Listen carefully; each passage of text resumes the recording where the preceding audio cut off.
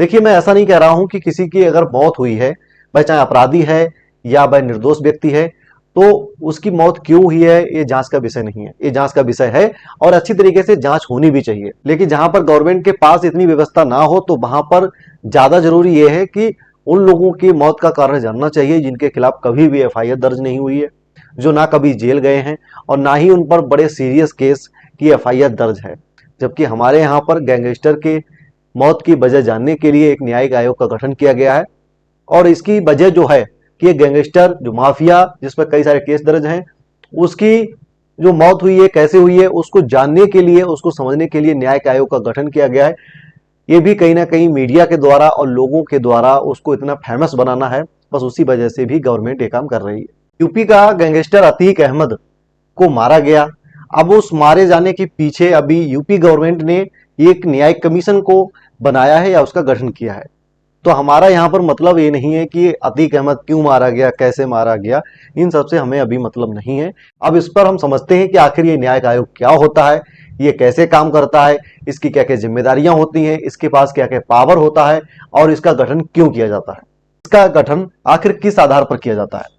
तो देखिए 1952 में एक एक्ट बनाया गया है जिसको बोलते हैं the commissions of inquiry act 1952। 1952 में the commissions of inquiry act को बनाया गया है। इंडियन पार्लियामेंट ने ये एक्ट बनाया है। उसके ही बेस पर राज्य सरकार के पास ये पावर है कि वह किसी भी स्पेशल जांच के लिए किसी भी न्यायिक आयोग का गठन कर सकती है, किसी भी समय कर सकती है। और उसमें कौन कौन से सदस्य लिए जाएंगे ये भी स्टेट गवर्नमेंट के ऊपर डिपेंड करता है। अब हम समझते हैं शॉर्ट में कि इसका काम क्या होता है।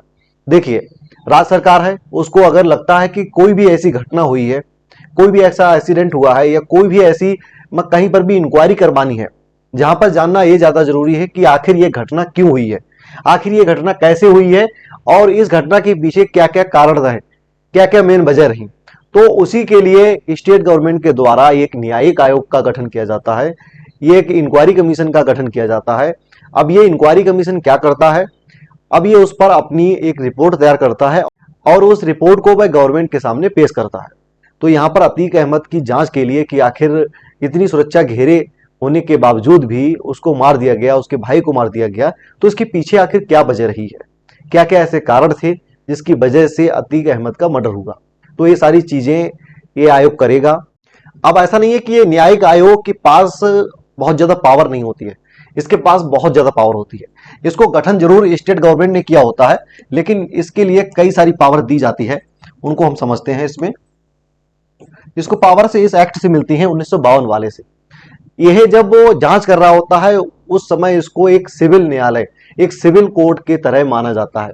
इसके पास पावर होती है कि ये किसी भी व्यक्ति को बुला सकता है, हाजिर होने के लिए बोल सकता है, उसको समन भेज सकता है, उससे जवाब मांग सकता है। मतलब जो काम एक सिविल कोर्ट के द्वारा किए जा सकते हैं लगभग उसी हिसाब से इसको पावर मिली हुई होती है। उस समय ये एक कोर्ट के रूप में देखा जा सकता है, सिविल कोर्ट के रूप में। तो मतलब इसके सदस्यों को कई ज्यादा पावर मिली होती है कि ये पुलिस से बिल्कुल अलग हटकर, पुलिस चाहे इसके लिए कोई सहयोग दे या ना दे, लेकिन इसके पास फिर भी ये पावर है कि ये किसी भी व्यक्ति को बुलवा सकता है। वह व्यक्ति हाजिर होगा और उसके अगर कोई बयान लेने हैं, उसके कोई भी जवाबदेही चाहिए, तो यह आयोग उसको बोल सकता है। तो इसके पास बहुत ज्यादा पावर होती है। और ये वैसे इसके गठन के पीछे यही रहा है कि स्टेट गवर्नमेंट को कभी भी लगे कि कोई महत्वपूर्ण व्यक्ति, कोई इंपॉर्टेंट पर्सन या कोई भी ऐसी घटना जिसको जानना ये ज्यादा जरूरी हो कि आखिर वो क्यों हुई है और उससे नुकसान बहुत ज्यादा जान माल का हुआ हो, या फिर कोई ऐसा व्यक्ति जिसने बहुत अच्छे काम किए हो और वह समाज में अपनी कोई ना कोई तरह से योगदान दे रहा हो, उसने अपने क्षेत्र को या देश को बहुत ज्यादा आगे बढ़ाया हो, कोई ना कोई क्षेत्र में उसका योगदान रहा हो और उसकी मौत हो जाए, तो ये जानना ज्यादा जरूरी होता है कि आखिर ये मौत कैसे हुई है, आखिर ये घटना क्यों हुई है, इसके पीछे क्या क्या वजह रही है, जिससे आगे ऐसी कोई घटना ना हो पाए। तो इसीलिए इसका मेन मकसद होता है।